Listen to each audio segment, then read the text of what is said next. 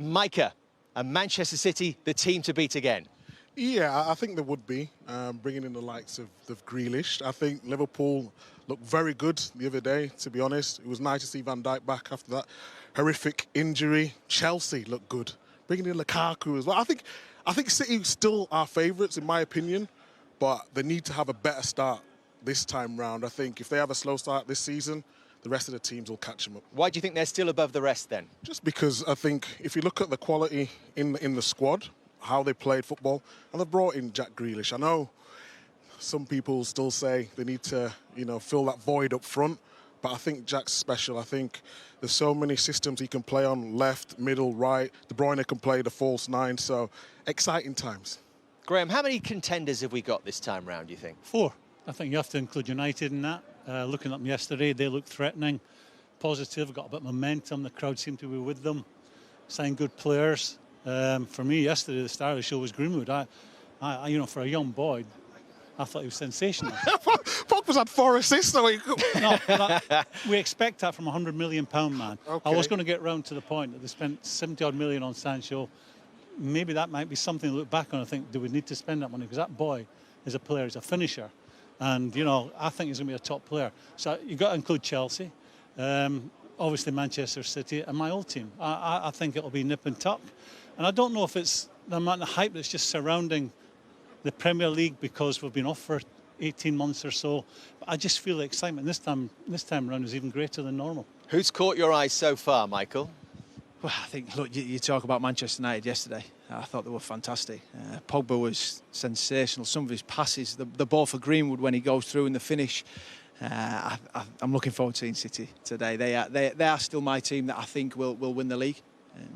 Chelsea, though, with Lukaku, what Thomas Tuchel has done has been incredible. The recruitment of getting Lukaku, he is an absolute handful. When he goes up with the runners that they have, they're going to be a force. Graeme just said it there. The top 4, that's how it will be. In what order, time will only tell. Micah, your manager has tried to buy Harry Kane from here. Do you think that he maybe got away with it last year and thinks he can get away with it again without an obvious number 9 Aguero? I think played a dozen games for them last year. You've got to have a 30-goal a season, man, for the big teams. I feel. Can he get away with it again? I think the fact that he's tried to buy Harry from here tells you he sees it that way as well. No, I would agree with you. I think there's many times last season we talked about City did need a striker. Jesus is a very good player, but he's never been at the same level as Aguero, unfortunately. Kane still might be done. A lot of fans are saying, well, we needed a striker, why didn't we go for Kane first and then maybe a Grealish after? But I still think, even without a striker, they won the league, 12 points clear last season? I think going back to that, I think the fact that they got Grealish so early might suggest that they're not entirely sure about getting Harry out of here. Because he was, for me, the priority. Well, we once were talking Spurs up as title contenders. I don't think anyone's mentioned them in that sort of company right now, Michael. How would you sum up their summer? Well, I don't think you can put them in that bracket. I think they are so far behind. I think it's a rebuilding block. I think Nuno coming in, it's a time for this football club to be united. They've got to back him. I looked to when Mauricio Pochettino came in 2014. Very similar. Southampton had finished 8th that season, and he comes in. All right, Nuno didn't have the best of seasons last year. Everything going on with COVID, completely different. So they have to rebuild. The biggest thing is keeping Harry Kane. The club are making it clear they want to keep him. He's got 3 years left on his contract. He is so important to this football club, and I hope they can keep him. Would you expect to see him today? No, I don't expect to see him today. Coming in so late, pre-season, I think you have 6 weeks. We know as ex-players, it's gruelling. You can't come in after 2 or 3 days and expect to play at this level. This is top where you want to be. I don't believe he'll be involved. Do you think he'll stay at Spurs? Look, Harry's made it clear he wants to leave, but the board here are making it clear they want him to stay. He's got 3 years left on his contract, and you see the figures have paid £100 million for Grealish. That is not going to get Harry Kane. No chance. If it's going to be 150 million plus, will it get him?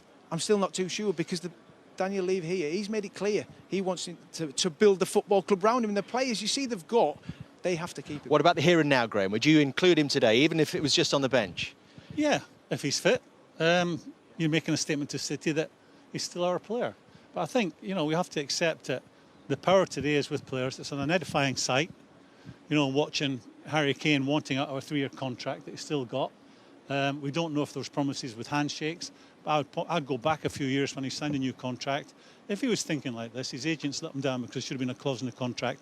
If this figure's met, he can leave. But I think the outcome's inevitable. I think he'll leave because, I mean, as a businessman, Daniel Levy will be, you're saying, don't be scared to take a profit. He'll be thinking, worst case scenario, Harry stays for a year. A year from now, he's got 2 years left on his contract. He's not performed. He's got 10 goals in the Premier League this coming season. He's nearer 50 million than 150 million in 12 months' time. And that's got to be in the back of his mind, as it would be with anyone. Big players, the tail wags the dog today in football, and the tail in football is getting bigger every season.